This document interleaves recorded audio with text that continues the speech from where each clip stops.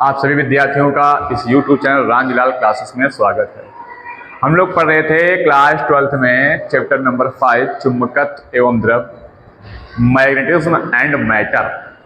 उसमें चर्चा हो रही थी चुंबक के विषय में, क्योंकि वो चैप्टर 2 भागों में है, चुंबकत्व एवं द्रव। थोड़ा लिख के समझाते हैं एक बार फिर से हम। जो हमारा चैप्टर नंबर 5 है,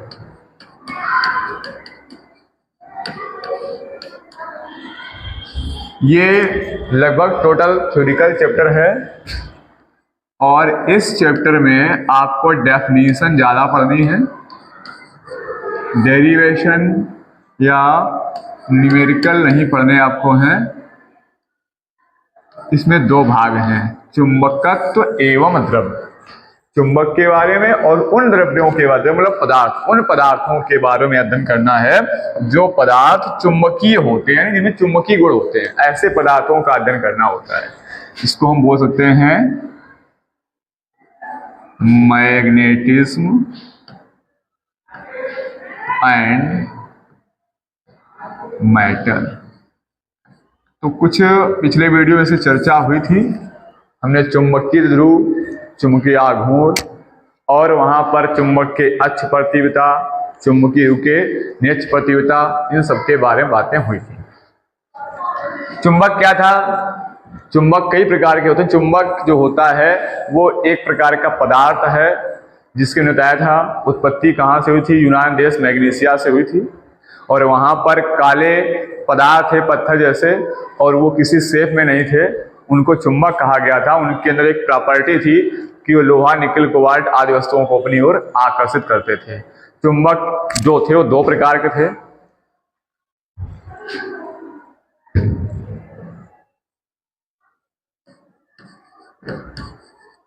चुंबक को मैग्नेट इसीलिए कहा गया था, मैग्नेट, क्योंकि ये मैग्नीसिया से मिला था। तो चुंबक का काम था कि लोहा, निकल, कोबाल्ट आदि वस्तुओं को अपनी ओर आकर्षित कर रहा था। ये एक लोहे का अयस्क होता है, तो लोहा कामा निकल तथा कोबाल्ट या फेरिक क्लोराइड भी होता है, आदि वस्तुओं को अपनी ओर ये आकर्षित कर लेता है। ये इसकी प्रॉपर्टी थी, इसका गुण था। इसके गुण बहुत सारे थे, क्योंकि हमने चुंबक में 2 ध्रुव देखे थे। कोई भी चुंबक होता है उसमें 2 ध्रुव होते हैं।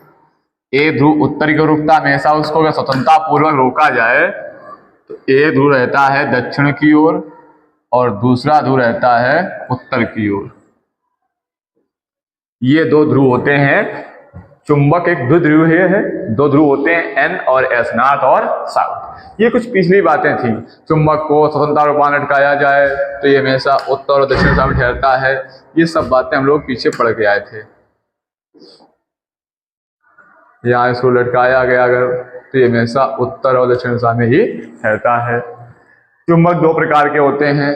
एक आपका होता है प्राकृतिक चुंबक, जो प्रकृति में पहले से मिला है, जिसको बनाया नहीं गया है। जैसे प्राकृतिक चुंबक में आपका पृथ्वी है। पृथ्वी एक प्राकृतिक चुंबक है। पृथ्वी हमारा कैसा एक प्राकृतिक चुंबक है। दूसरे चुंबक आपके होते हैं कृत्रिम, आर्टिफिशियल। कृत्रिम चुंबक कौन कौन से होते हैं? जिनका निर्माण मानव द्वारा किया जाता है। मानव द्वारा जो निर्मित चुंबक होते हैं वो कहलाते हैं आपके कृत्रिम चुंबक। जिनमें कई प्रकार के चुंबक आते हैं, जैसे आपका क्षण चुंबक आता है। क्षण चुंबक होते हैं। एक घोड़े के नाल चुंबक होता है, घोड़े के नाल जैसा, उसको नाल चुंबक कहते हैं। एक चुंबकीय सुई होती है। एक वैद्युत चुंबक होता है। वैद्युत चुंबक कैसे बनता है वो पीछे आप कहानी पढ़ चुके थे कि अगर किसी लोहे में तार लपेट करके उसमें धारा प्रवाहित की जाए तो उसमें चुंबकीय गुण उत्पन्न हो जाते हैं। जब तक धारा रहती है तब तक उसमें चुंबकीय गुण रहते हैं। धारा बंद कर देने पर उसमें चुंबकीय गुण समाप्त जाते हैं, इसलिए उसको वैद्युत चुम्बक कहते हैं। जब तक वैद्युत है तब तक चुम्बक है, वैद्युत धारा बंद, वैद्युत खत्म, चुम्बक भी समाप्त, उसके चुंबकीय गुण समाप्त जाते हैं। खैर ये सब बातें पिछली बातें थी। कुछ चुंबक रिलेटेड चीजें हमें पढ़नी है इस टॉपिक में। जैसे हमें पढ़ना है चुंबकीय प्रेरण। क्या होता है चुंबकीय प्रेरण?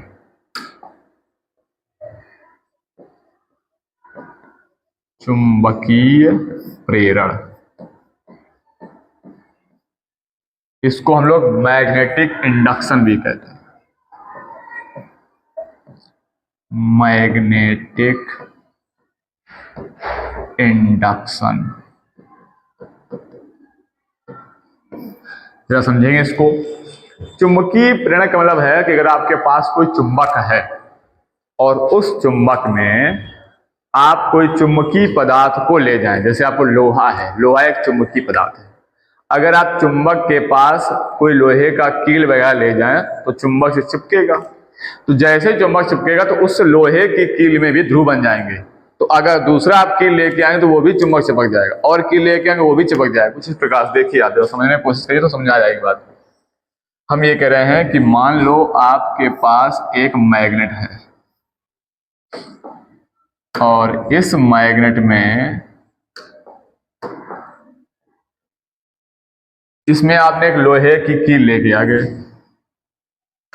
लोहे की कील, ये मान लो लोहे की कील है, इसको रखा, चिपक जाएगी, इसमें फिर ध्रुव बन जाएंगे। अब दूसरी कील आप लेके आओगे, इसमें लटका दो, वो भी चिपक जाएगी इससे। दूसरी कील लेके आओ, वो भी चिपक जाएगी इसमें, ऐसे। तो ये क्या घटना हो रही है? ये चुंबकीय प्रेरण हो रहा है, होता है, ऐसे लटक जाए तो ये चुंबकीय प्रेरण कहलाएगा। कि जब किसी पदार्थ को, किसी चुंबकीय पदार्थ को चुंबकीय क्षेत्र रखा जाता है, क्योंकि इस चुंबक के चारों ओर क्या है? चुंबकीय क्षेत्र, आप पढ़ चुके हो। तो जब किसी पदार्थ को हम किसी चुंबकीय क्षेत्र रखते हैं तो वो चुंबकित हो जाता है, यानी उसमें चुंबकीय गुण उत्पन्न होता है। इस घटना का नाम क्या है? चुंबकीय प्रेरण। यानी जब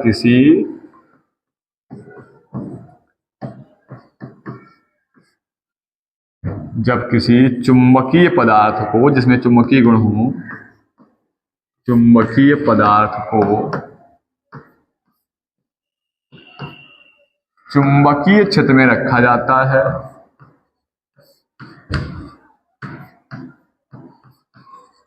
चुंबकीय क्षेत्र में रखा जाता है, तो वह चुंबकित हो जाता है। यानी उसके अंदर चुंबकीय गुण उत्पन्न होते हैं, चुंबकित हो जाता है। इसी घटना को हम लोग कहते हैं चुंबकीय प्रेरण, और इसको बीज संकेत कहते हैं। किस संकेत कहते हैं? बीज से। चुंबकीय प्रेरण क्या है कि अगर कोई पदार्थ है उसको चुंबकीय रखोगे तो उसके अंदर चुंबकीय गुण उत्पन्न हो जाएंगे, वो चुंबकित हो जाएगा। इस घटना को क्या कहते हैं? चुंबकीय प्रेरण कहते हैं। इसी प्रकार की एक डेफिनेशन और बनती है, चुंबकन तीव्रता। अगली हेडिंग है आपके लिए, इसमें टोटल थ्योरी की बात होती रहेगी, चुंबकन तीव्रता।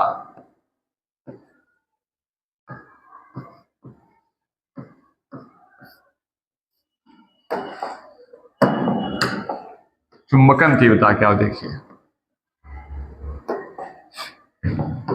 ठीक है, समझिएगा।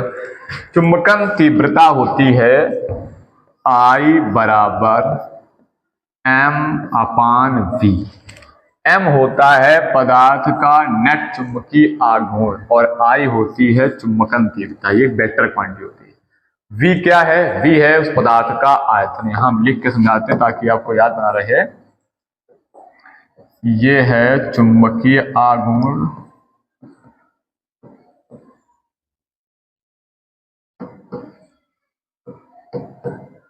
और ये है पदार्थ का आयतन, वॉल्यूम। अब डेफिनेशन कैसे बनती है कि अगर जो पदार्थ है उसका आयतन हर एक एकांक आयतन पर, हर 1 मीटर क्यूब आयतन पर जितना नेट चुंबकीय आघूर्ण बनेगा वो क्या होगा, चुंबकन तीव्रता। चुंबकीय आघूर्ण कहाँ बनेगा, क्योंकि पदार्थ में होंगे इलेक्ट्रॉन, और वो इलेक्ट्रॉन जब मोशन करते हैं, गति करते हैं, तो वो धारावाही लूप जैसा व्यवहार करते हैं, तो वो चुंबकीय आघूर्ण उत्पन्न करते हैं। उस चुंबकीय आघूर्ण का पूरे परमाणुओं का मिला करके पूरे पदार्थ का जो नेट चुंबकीय आघूर्ण है वो m, और कितने पदार्थ का, प्रति मीटर क्यूब आयतन का। यानी 1 मीटर क्यूब आयतन में अगर हम यहाँ पर आयतन कर दें 1 मीटर क्यूब, अगर V का मान हो जाए 1 मीटर क्यूब, तो आप कह सकते हो I बराबर है m। तो जितना चुंबकीय आघूर्ण उसका होगा वो क्या बन जाएगी, चुंबकन तीव्रता बन जाएगी। यानी आप जब डेफिनेशन लिखेंगे इसकी तो क्या लिखेंगे,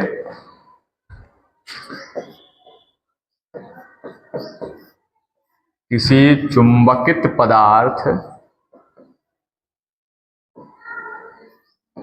किसी चुंबकित पदार्थ के प्रति एकांक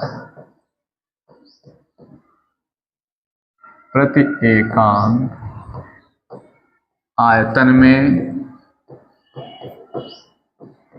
उत्पन्न नेट चुंबकीय आघूर्ण, नेट चुंबकीय आघूर्ण, नेट चुंबकीय आघूर्ण को चुंबकन तीव्रता कहते हैं।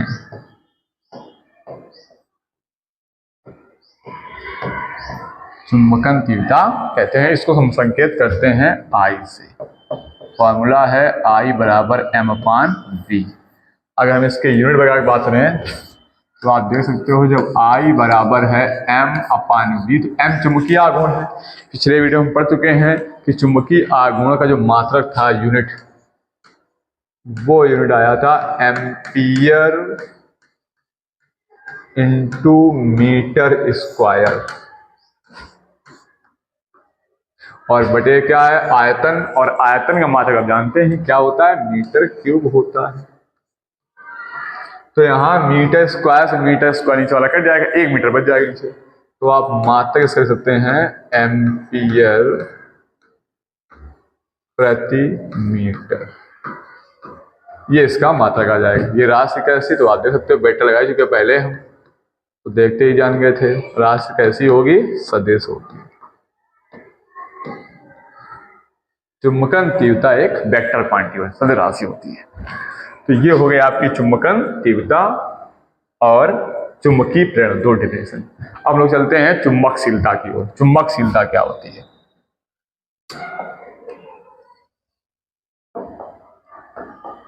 चुंबकशीलता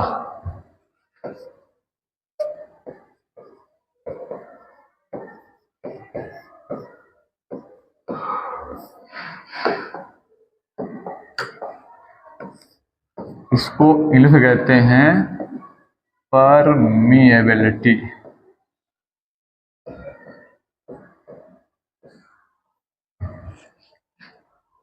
क्या होती है चुंबकशीलता, चुंबकशीलता से पहले चीज आप और पढ़ो तो ज्यादा अच्छा रहेगा। चुंबकीय तीव्रता क्या होती है, फिर पढ़ते हैं इसको। चुंबकीय तीव्रता,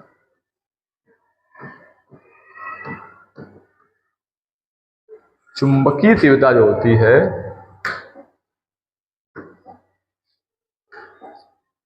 किसी पदार्थ को चुंबकीय जब करेंगे हम, अगर कोई लोहा वगैरह है, निकल वगैरह है, और कोई चुंबक उसको जब आकर्षित करेगा या प्रतिकर्षित करेगा, यानी जो चुंबकित करेगा, तो उसके चुंबकित करने की, ये मान लो कोई कील वगैरह है, जब अट्रैक्ट करेगा, खींचेगा, तो इसकी चुंबकित करने की क्षमता होती है, उसे हम कहते हैं चुंबकीय तीव्रता। तो डेफिनेशन क्या बन जाएगी,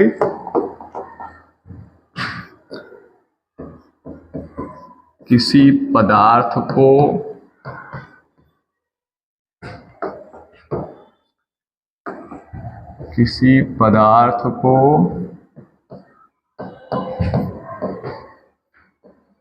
चुंबकित करने की क्षमता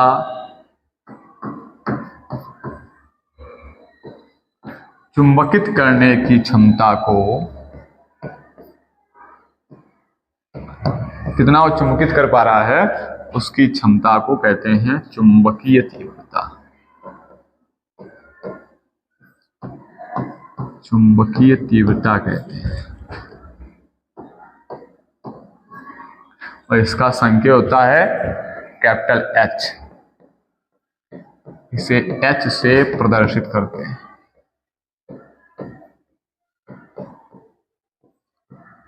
इसे एच से प्रदर्शित करते हैं और इसका जो फार्मूला बन जाएगा हम लोगों का, वो फार्मूला क्या बनेगा,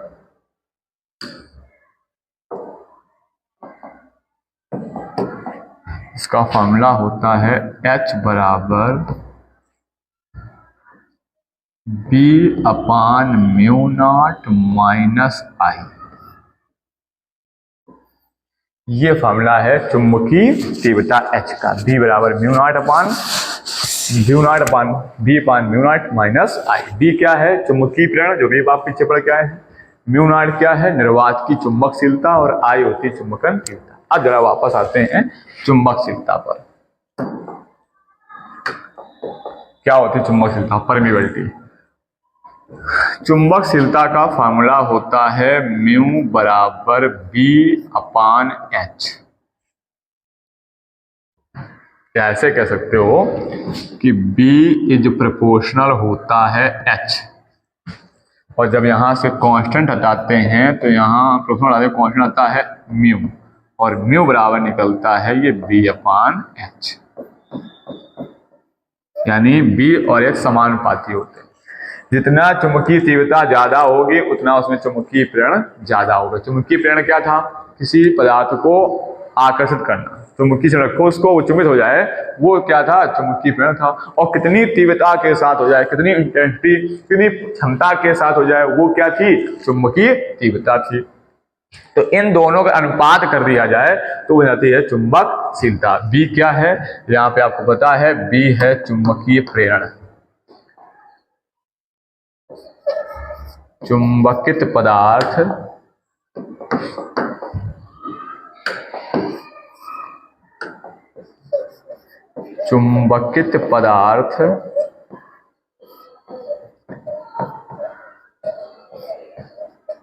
के चुंबकीय प्रेरण बी, चुंबकीय प्रेरण बी तथा H क्या है, चुंबकीय तीव्रता, तथा चुंबकीय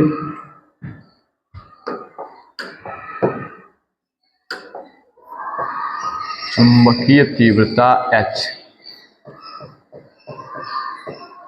के अनुपात को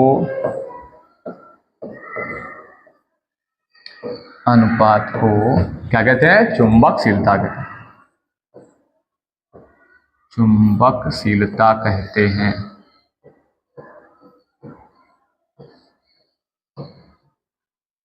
और इसका जो संकेत है वो क्या है, म्यू। जैसे आपने वैद्युत में पढ़ा था ε0, निर्वात की वैद्युशीलता, जैसे वहां वैद्युशीलता थी ऐसे यहाँ पर होती चुंबकशीलता म्यू। इसे म्यू से प्रदर्शित करते हैं।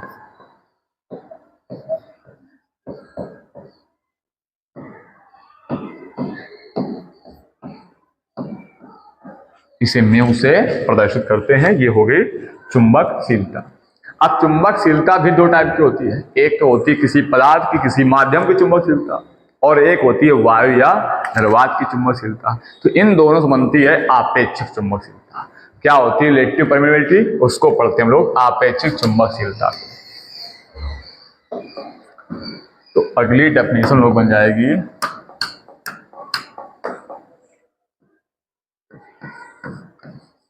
आपेक्षिक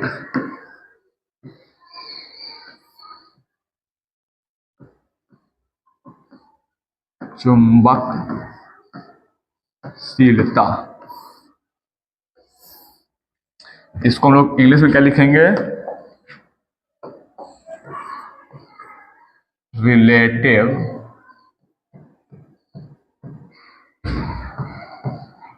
परमिएबिलिटी,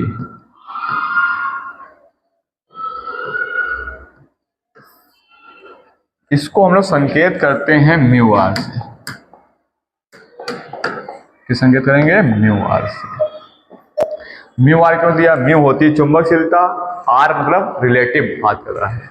तो ये होता है दो चुंबकशीलताओं का अनुपात। एक तो आपने पढ़ा म्यू जो किसी माध्यम की चुंबकशीलता है, और एक आपने पढ़ी म्यू नॉट जो होती है निर्वात की चुंबकशीलता। इन दोनों का अनुपात ही क्या है? आपेक्षिक चुंबकशीलता। अगर डेफिनेशन लिखेंगे हम लोग तो क्या लिखेंगे? माध्यम की चुंबकशीलता, या पदार्थ कह सकते हो, माध्यम की चुंबकशीलता यानी म्यू तथा निर्वात की चुंबकशीलता, निर्वात की चुंबकशीलता यानी म्यू नॉट के अनुपात। दोनों क्या किया है? म्यू और म्यू नॉट का अनुपात के अनुपात को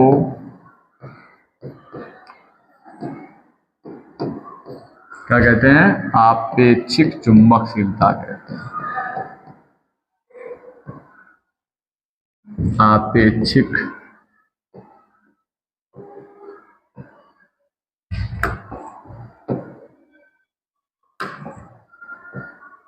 आपेक्षिक चुंबकशीलता कहते हैं।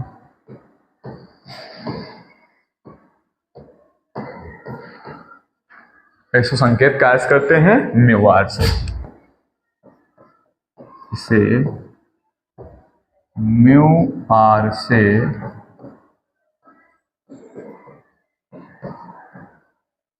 प्रदर्शित करते हैं। म्यू आर क्या होगी? आपेक्षिक चुंबकशीलता। इस आपेक्षिक चुंबकशीलता का कोई मात्रा नहीं होता है, क्योंकि इन चुंबकशीलताओं जो मात्रक होते हैं वो कट जाएंगे। चलते हम लोग आगे किसी के नेक्स्ट डेफिनेशन की ओर। अगली डेफिनेशन वालों की है चुंबकीय प्रवृत्ति या सुग्राहिता कह सकते हैं उसको। क्या पढ़ेंगे हम लोग? चुंबकीय प्रवृत्ति।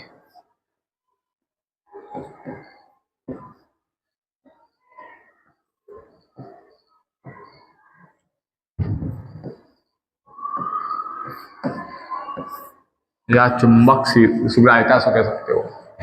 यहाँ जो आपने पढ़ रखी है चुंबकन तीव्रता पढ़ी थी अभी, आई पीछे पढ़ के आए हो, चुंबकन तीव्रता।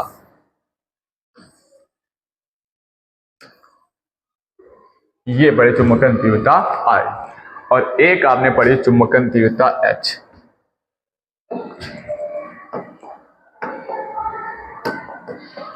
ये है एच चुंबकीय तीव्रता, और ये है चुंबकन तीव्रता आई।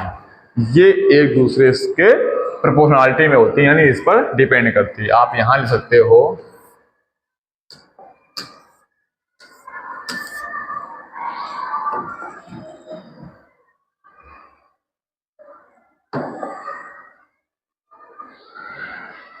ठीक। देखिए जो हमारी चुंबकन तीव्रता यानी कि आई है वो डायरेक्टली प्रोपोर्शनल टू होती है एच, और एच क्या है? चुंबकीय तीव्रता।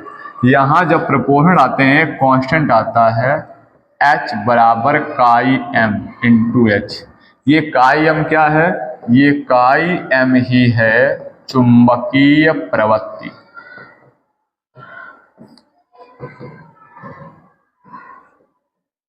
थोड़ा चीज पीछे यहाँ बता दें, चुंबकशीलता में कि जो म्यू आर है इसी से निर्धारण होता है कि जो हमारे चुंबकीय पदार्थ होते हैं, तीन प्रकार के पदार्थ पढ़ोगे आगे आप, प्रचुंबकीय पदार्थ, अनचुंबकीय पदार्थ और लौह चुंबकीय पदार्थ। तो इन कौन सा पदार्थ प्रचुंबकीय होगा, कौन सा अनचुंबकीय होगा, कौन सा लौह चुंबकीय पदार्थ होगा, इसका निर्धारण भी म्यू आर से होता है। उसमें आप पढ़ेंगे कि अगर म्यू आर की वैल्यू 1 से कम है तो वो पदार्थ होता है प्रचुंबकीय पदार्थ, वो पदार्थ बनेगा प्रतिचुंबकीय। इसलिए इन चीज़ों में पढ़ना थोड़ा जरूरी है।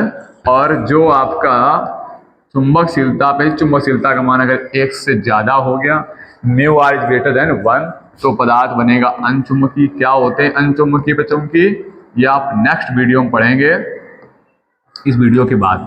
अगर म्यू आर की वैल्यू 1 से बहुत ज़्यादा आती है, mu r is greater than very very greater 1, तो पदार्थ हो जाता है लौह चुंबकीय पदार्थ।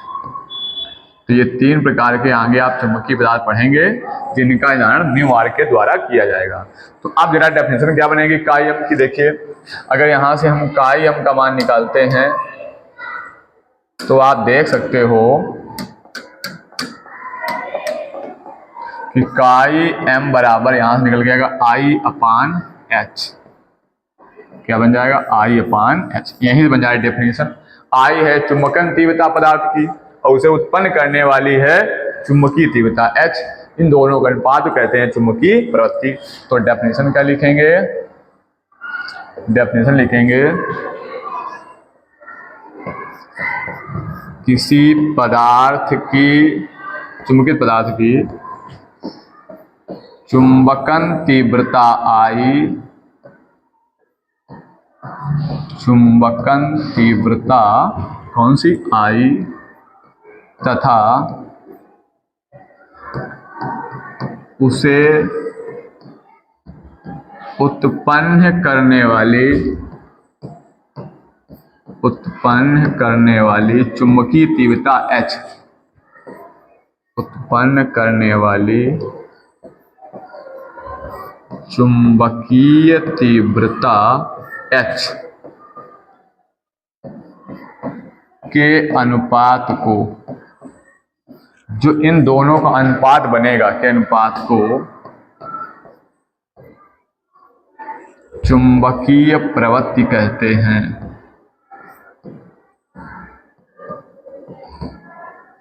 चुंबकीय प्रवृत्ति कहते हैं और संकेत कार्य करते हैं काई एम से। इसे काई एम से प्रदर्शित करते हैं और ये काई एम का फार्मूला है आई अपान एच। क्या फार्मूला रहेगा, काई बराबर आई अपान एच। कहाँ तो आप देख सकते हो। तो ये कुछ चीजें इसमें डेफिनेशन थी, जैसे चुंबकीय प्रेरण हो गया, चुंबकीय तीव्रता हो गई, चुंबकशीलता हो गई, आपेक्षिक चुंबकशीलता हो गई, चुंबकन तीव्रता हो गई। कुछ बेसिक डेफिनेशन हैं, एक नंबर में पूछे जा सकती है बोर्ड एग्जाम में ये हैं, तो आपको इनको पढ़ रखी हैं, इनके नोट्स बना लीजिएगा आप और इन डेफिनेशन को आप अच्छे से याद कर सकते हो ताकि अगर परीक्षा में पूछी जाए तो आप लिख सकते हो। पढ़ेंगे जो अभी कॉन्स्टेंट पढ़े थे हम लोगों ने, एच, बी और आई। एच क्या था चुंबकीय तीव्रता, बी क्या था चुंबकीय प्रेरण और आई थी चुंबकन तीव्रता। ये तीनों सदिश राशियां हैं, वेक्टर क्वांटिटीज हैं, इनमें कुछ रिलेशन होता है। तो आइए देखते हैं क्या रिलेशन बनता है। तो एक फार्मूला अभी आपने पढ़ रखा था हम लोगों ने कि बी बराबर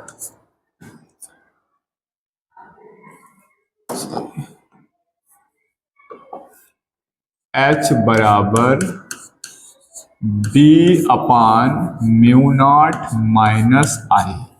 ये फार्मूला हम लोग पढ़ा था चुंबकीय तीव्रता पीछे। इसमें से अगर हम आई को इस तरफ पक्षांतर कर लें तो H प्लस आई बराबर हो जाएगा,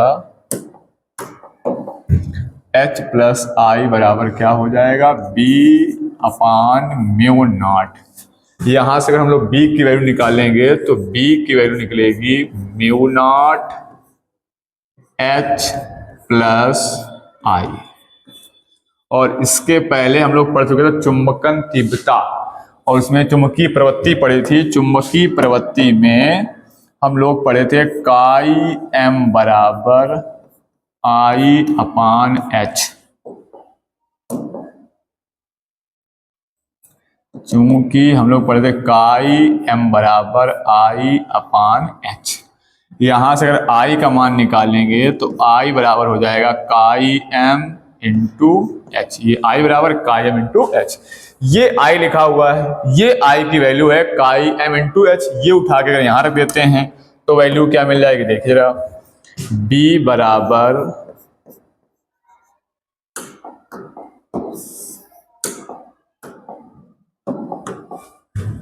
बराबर mu naught H plus I की वैल्यू है काई M इंटू H। यहां देखो, यहां भी H लिखा हुआ है, यहां भी H लिखा हुआ है, तो H को हम कॉमन कर सकते हैं, तो ले सकते हैं B बराबर म्यू नॉट इंटू H, और अंदर बचेगा यहाँ 1 प्लस काई M। ये म्यू नॉट H आया है, इसके लिए हम लोग पढ़ चुके हैं एक चुंबकीय प्रवृत्ति के लिए एक पीछे फार्मूला हम लोग पढ़ के आए हैं आपेक्षिक चुंबकशीलता का। और ये अगर हमें H इसके बटे ले आए, यहां पर ध्यान से समझोगे, समझ में आएगी बात। अगर इस H को हम इसके बटे ले आए, B अपान H लिख दें, तो आप लिख सकते हो इसको mu naught 1 plus chi M। और ये अगर याद हो आपको तो ये म्यू था, इसके पहले हम लोग पढ़ चुके थे चुंबकशीलता में।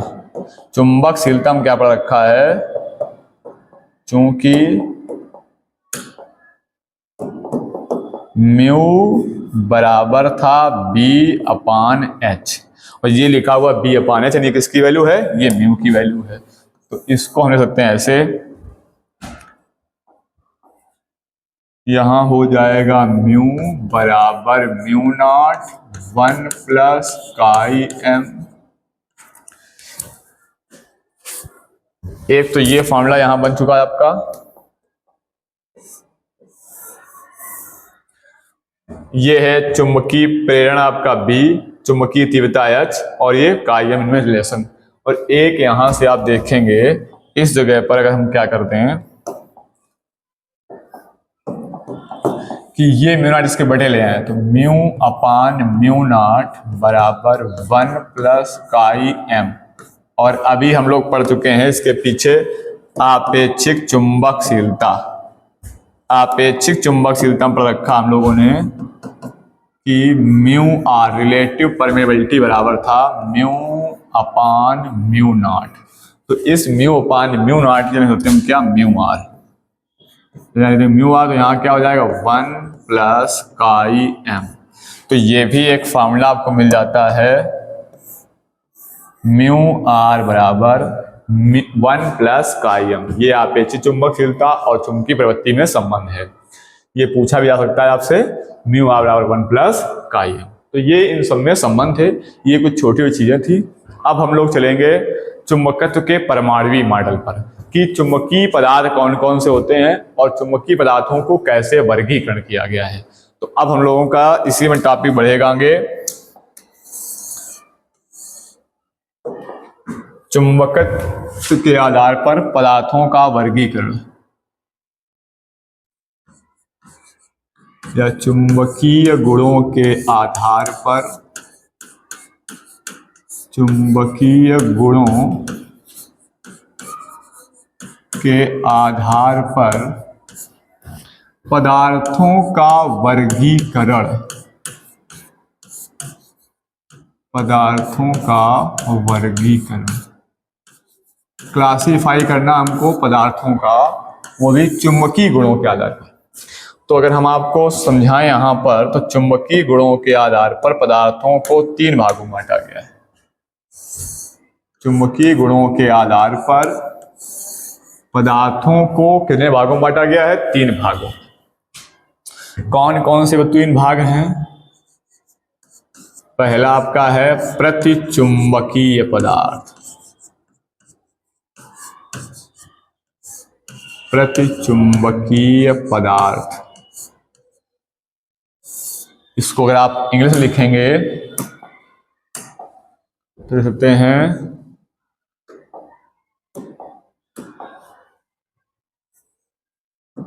डायामैग्नेटिक,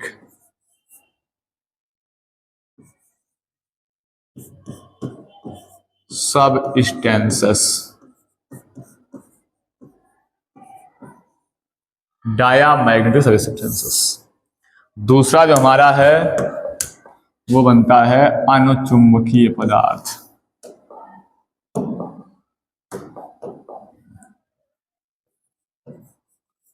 अनुचुंबकीय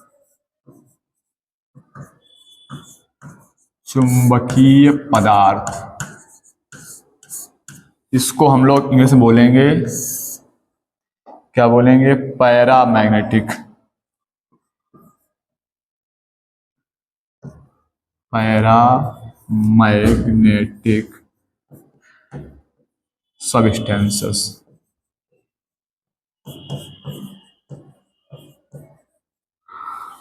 और तीसरा अपना है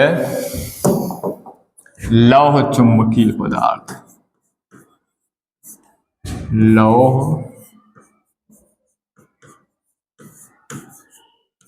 चुंबकीय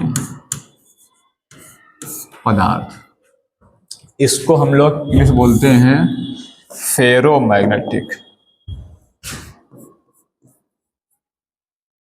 फेरोमैग्नेटिक सबस्टेंसेस।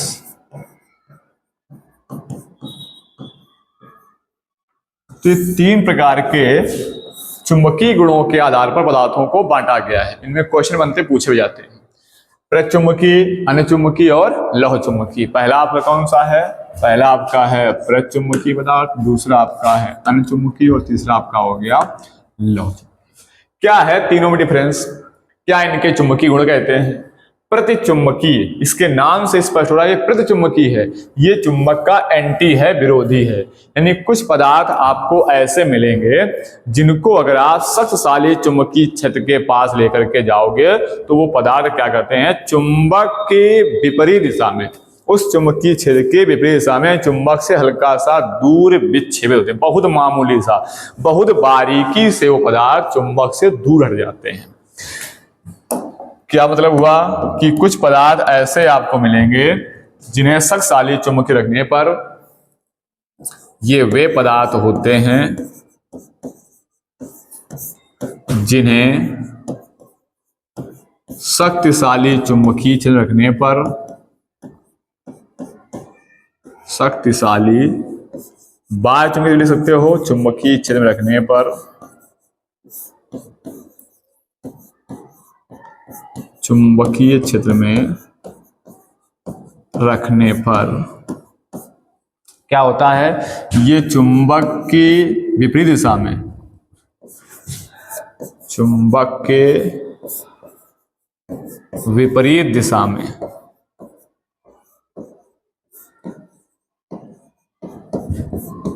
मामूली सा, यानी चुंबक से दूर हटेंगे, मामूली सा विक्षेपित हो जाते हैं।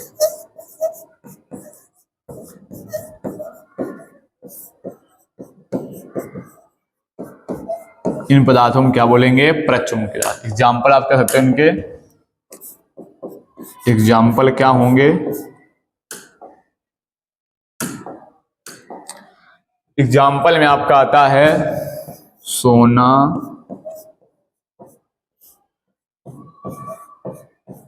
तांबा, नमक, हीरा, मैग्नीज, विस्मत,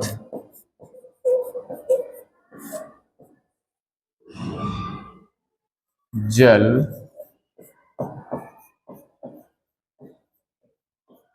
नाइट्रोजन,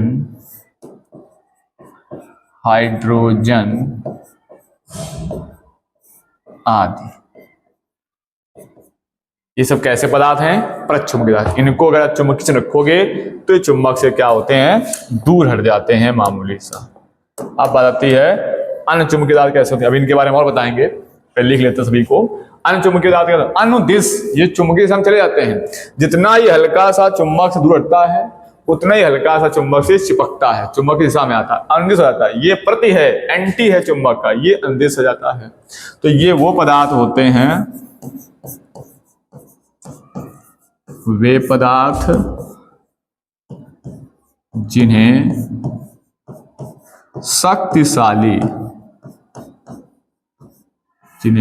शक्तिशाली चुंबकीय क्षेत्र में चुंबकीय क्षेत्र में रखने पर वे चुंबक की ही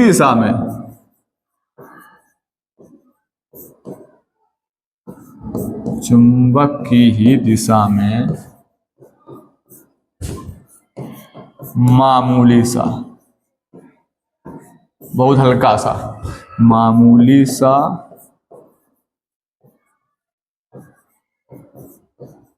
चुंबकित हो जाते हैं। हल्का सा चुंबक से वो चिपक जाते हैं। वो क्या कहलाएंगे? अनुचुंबकीय पदार्थ कहलाएंगे। इनके एग्जाम्पल क्या है जरा वो देख लीजिएगा।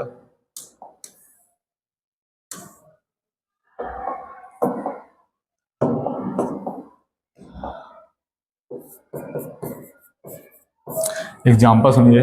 इनके एग्जाम्पल में आते हैं आपके एल्यूमिनियम,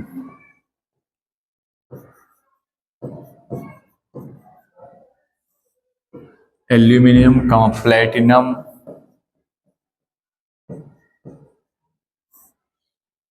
का सोडियम,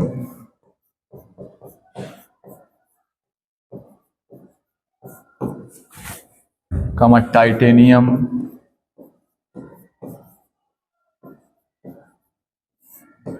का द्रव ऑक्सीजन। ये थोड़ा विशेष एग्जाम्पल है ऑक्सीजन, क्योंकि बाकी गैसें यहाँ है नाइट्रोजन, ऑक्सीजन द्रव में होता है आदि। ये सब क्या होते हैं? ये आपके होते हैं अनुचुंबकीय पदार्थ। अगर इनको आप चुंबक के पास ले जाओगे तो चुंबक की ही दिशा में मामूली सा चुंबकित हो जाते हैं। अब चलते हैं लौह चुंबकीय पदार्थ। उसके नाम से स्पष्ट, लोहा क्या कहता है? चुंबक के पास जाता है तो प्रबल रूप से वो चुंबित होता है, बहुत तेजी से चिपकता है। देखा भी आपने होगा कि अगर एल्यूमिनियम ले जाओगे तो चुंबक से बहुत हल्का चिपकता है। आप सोना तांबा हल्का सा चुंबक से विक्षेपित होगा, अगर आप लोहा ले जाओगे तो चुंबक से बहुत तेजी से वो चिपक जाएगा। तो ये वो पदार्थ हैं, वे पदार्थ जिन्हें शक्तिशाली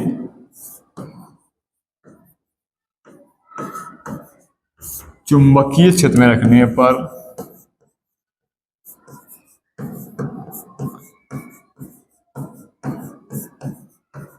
पर वे चुंबक की ही दिशा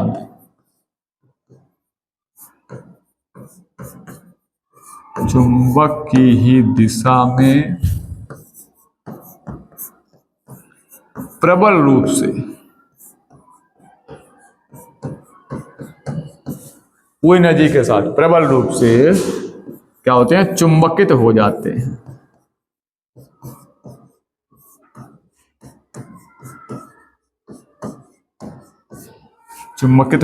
हैं। वो क्या होते हैं? लौह चुंबकीय पदार्थ होते हैं। इनके एग्जाम्पल अगर लिखेंगे हम लोग,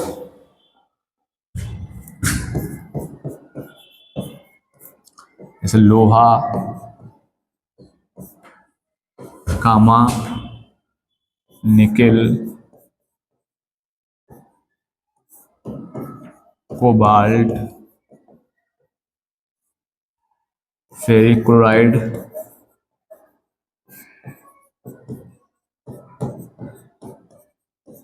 आदि ऐसे पदार्थ आपको मिलेंगे जो चुंबक से प्रबल रूप से चुंबित होते हैं, उन्हें हम कहते हैं लौह चुंबकीय पदार्थ।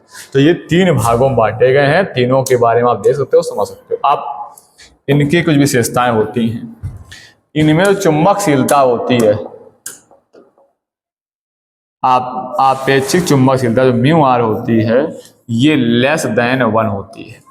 इसमें आपेक्षिक चुंबकशीलता का मान 1 से कम होता है और इसमें 1 से अधिक होता है। चुंबकशीलता का मान 1 से अधिक होता है और इसमें 1 से बहुत ज्यादा होता है।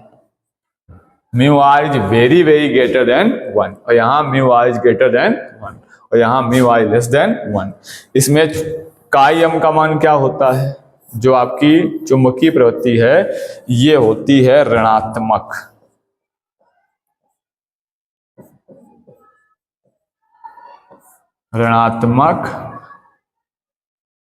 और कम होती है। इसमें क्या होता है चुंबकशीलता का मान काइम का, इसमें होती धनात्मक है लेकिन बहुत कम होती है, धनात्मक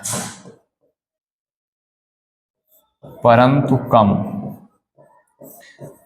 चुंबकशीलता का मान धनात्मक होता है लेकिन इसका मान कम होता है। इसमें देखेंगे तो इसमें जो मान होता है चुंबकशीलता का वो भी धनात्मक होता है लेकिन ये बहुत अधिक होता है, बहुत अधिक। तो ये इनकी कुछ विशेषताएं होती हैं। अब ऐसा होता क्यों है, क्या ऐसा होता है प्रचुंबकीय पदार्थ में कि वो चुंबक से हल्का सा दूर हट जाता है, और क्या ऐसा होता है अनचुंबकीय पदार्थ में कि वो चुंबक के साथ में चिपकता है हल्के से। मतलब सोने में या नमक में ऐसा क्या है कि वो चुंबक के पास ले जाने पर वो चुंबक के विपरीत दिशा में मामूली सा विक्षेपित होता है, और इस एल्यूमिनियम में ऐसा क्या है कि जब चुंबक के पास को ले जाओ तो हल्का सा ये आकर्षित होता है, चुंबकित होता है। और लोहे में ऐसा क्या होता है कि इसको अगर आप चुंबकीय क्षेत्र के पास ले जाओगे तो ये हल्का सा नहीं बहुत प्रबल रूप से चुंबित रहता है। इन पदार्थों में ऐसी क्या घटना होती है, इनके पीछे का फिजिक्स क्या है, वो अब हम लोग आगे समझते हैं। तो आइए देखिए, अब मैं पढ़ना है चुंबकत्व का परमाणुवीय मॉडल। चुंबकत्व का परमाणुवीय मॉडल क्या है?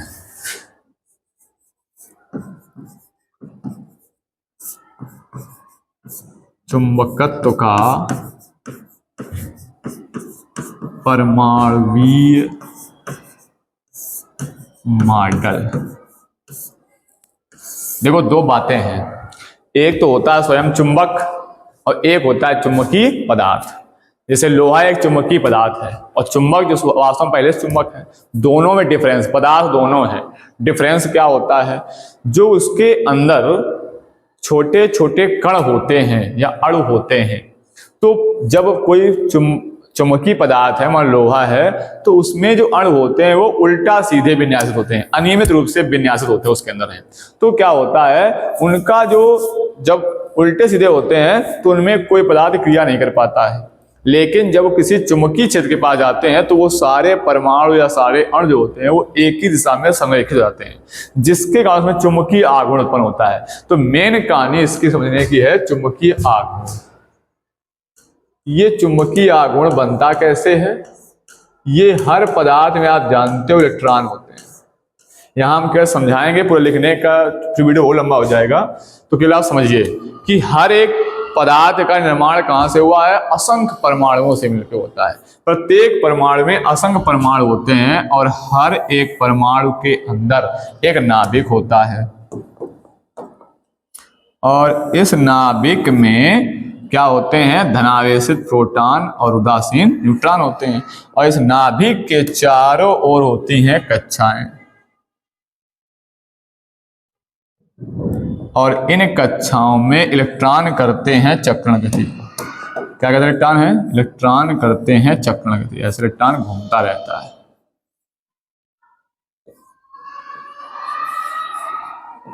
ये इलेक्ट्रॉन कहता है चक्रण गति। ये इलेक्ट्रॉन क्या करता है, कक्षीय गति, कक्षा में गति करता है और अपने अक्ष पर भी घूमता है, उसको हम चक्रण गति कहते हैं, स्पिन कहते हैं। ये घूम घूम के आगे बढ़ता है इलेक्ट्रॉन। इनकी चक्रण गति के कारण, इलेक्ट्रॉनों की चक्रण गति के कारण, चक्रण गति के कारण उत्पन्न होता है चुंबकीय आघूर्ण। क्या उत्पन्न होता है? चुंबकीय आघूर्ण उत्पन्न होता है।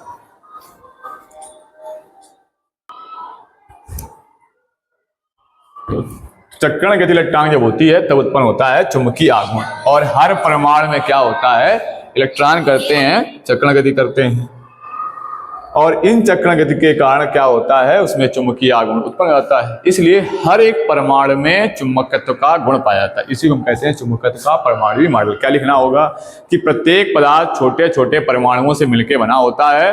परमाणुओं में जो कक्षाएं होती हैं उनमें इलेक्ट्रॉन चक्रण गति करते हैं। इलेक्ट्रॉनों की चक्रण गति के कारण प्रत्येक इलेक्ट्रॉन एक धारा लूप की तरह व्यवहार करता है, जिसके कारण उसमें उत्पन्न चुंबकीय आघूर्ण उत्पन्न हो जाता है। अर्थात इस चुंबकीय आघूर्ण के कारण प्रत्येक पदार्थ में चुंबकत्व का गुण पाया जाता है। अब इस चुंबकत्व के आधार पर इन सभी पदार्थों की व्याख्या की गई है। तो उसमें प्रश्न बनता है चुंबकत्व के गुणों के आधार पर प्रचुंबकत्व और अनचुंबकत्व और लौह चुंबकत्व की व्याख्या। तो हम लोग पढ़ेंगे प्रचुंबकत्व की व्याख्या पहले, कि ऐसा क्या था सोने के अंदर या तांबे के अंदर जो वो चुंबकीय क्षेत्र के अंदर रखने पर वो चुंबक के विपरीत दिशा में मामूली सा चुंबकित हो गया था। तो प्रचुंबकत्व की व्याख्या एक्सप्लेन करना है। तो इसकी व्याख्या ही कहती है, ध्यान सुनोगे चूंकि इसकी थोड़ी लंबी है तो समझ आएगी, कि जब भी कोई भी चुंबकीय प्रकार पदार्थ होगा तो उसमें इलेक्ट्रॉनों संख्या सम होती है। ऐसे पदार्थ जिनमें इलेक्ट्रॉनों की संख्या सम 2, 4, 6, 8 ऐसे इलेक्ट्रॉन होते हैं, क्या हमने कहा कि प्रतिचुंबकत्व का गुण उन पदार्थों में पाया जाता है जिनमें इलेक्ट्रॉनों की संख्या कैसी होती है, सम होती है, सम इवन नंबर में इलेक्ट्रॉन संख्या सम होती है। तो इसमें क्या होता है, दो इलेक्ट्रॉन मिलते हैं आपस में और युग्म बना देते हैं। एक इलेक्ट्रॉन का ये युग्म बन गया, फिर एक इलेक्ट्रॉन का ऐसे युग्म बन गया। अगर 4 इलेक्ट्रॉन है तो 2 जोड़े बन गए। ऐसे एक इलेक्ट्रॉन मिलकर क्या बनते हैं, युग्म बनाते हैं, जोड़ा बनाते हैं। और जब कक्षा में घूमते हैं तो इसमें होता क्या है कि एक इलेक्ट्रॉन का चक्रण दूसरे इलेक्ट्रॉन के चक्रण के अपोजिट होता है, कि अगर इसका चक्रण इधर है तो दूसरे वाले का चक्रण भी इसके अपोजिट ऐसे घूमेगा। ये ऐसे घूम रहा होगा, वैसे घूमेगा। तो इसमें क्या होता है कि एक इलेक्ट्रॉन का चक्रण दूसरे इलेक्ट्रॉन के चक्रण के विपरीत दिशा में होता है, जिसकी वजह से क्या होता है कि एक इलेक्ट्रॉन द्वारा घूमा गया चुंबकीय आघूर्ण, मान लो पहले इलेक्ट्रॉन ने चुंबकीय आघूर्ण उत्पन्न किया M1 और दूसरे इलेक्ट्रॉन ने चुंबकीय आघूर्ण उत्पन्न किया M2। अब दोनों का बराबर होगा चुंबकीय आघूर्ण, चूंकि एक कक्षा में घूम रहे हैं।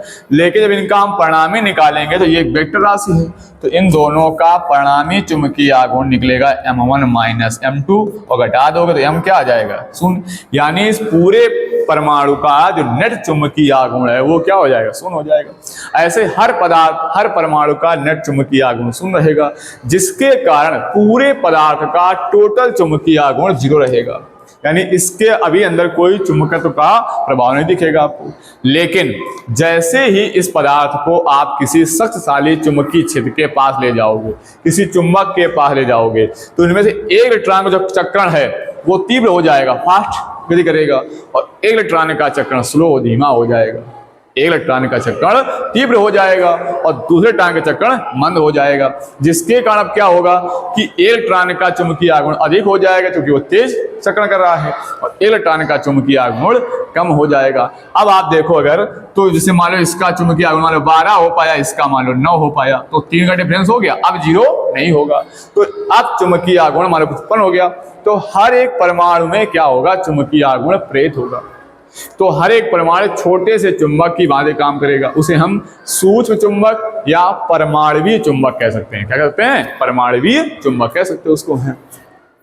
अब वो परमाणुवीय चुंबक क्या हुआ, ये लेकिन परमाणुवीय चुंबक परमाणु के अंदर उल्टे सीधे होते हैं, इधर उधर अनियमित रूप से विन्यासित होते हैं, जिसके कारण पूरे पदार्थ का जब नेट चुंबकीय आघूर्ण निकालते हैं तो सब मिला करके नेट चुंबकीय आघूर्ण 0 हो जाता है। क्योंकि होता है एक इधर जा रहा हो तो दूसरा परमाणु इधर की ओर हो, तो उन परमाणुवीय चुंबकों के कारण नेट चुंबकीय आघूर्ण 0 हो जाता है। जब 0 हो जाता है तो क्या होता है कि अब जैसे ही तो अब पूरे परमाणु का नेट चुंबक 0 था, लेकिन जैसे ही आपने साइड में रखा तो वो जो परमाणुवीय चुंबक थे, जैसे ही आप किसी चुंबकीय क्षेत्र में रखोगे तो सारे परमाणुवीय चुंबक उस चुंबक की दिशा में ही संरेखित हो जाएंगे। कुछ आप ऐसे समझ सकते हो, किसी ये मान लो पदार्थ है, इसमें कोई इसका ऐसे परमाणु चुंबकीय आघूर्ण था, कोई किसी का ऐसे है, किसी का ऐसे है, किसी का ऐसे है। लेकिन जब चुंबक के पास ले जाओगे तो चुंबक हमारे N पोल है तो ये क्या करेगा, सभी का एक ही ओर अट्रैक्ट कर लेगा ऐसे, तो सब एक ही समय संयुक्त हो जाएंगे। तो इनसे क्या होगा, इसमें चुंबकीय आघूर्ण उत्पन्न हो जाएगा। और जब चुंबकीय उत्पन्न हो जाएगा तो क्या होगा कि इसमें चुंबकत्व का गुण आ जाएगा। लेकिन इसमें क्या होता है, जो चुंबकीय ये जो उत्पन्न होते हैं, इनका जो दिशा होती है समेकित होने की, ये चुंबक के अपोजिट डायरेक्शन में होती है, विपरीत दिशा में। यानी आप ऐसे समझो, ऐसे हो जाते हैं। इससे क्या होता है, ये चुंबक के विपरीत दिशा में हल्का सा चुंबकित हो जाता है। ये थी प्रचुंबकित की व्याख्या। आगे पढ़ानी आपको अनचुंबकित की और लव चुंबकित की व्याख्या।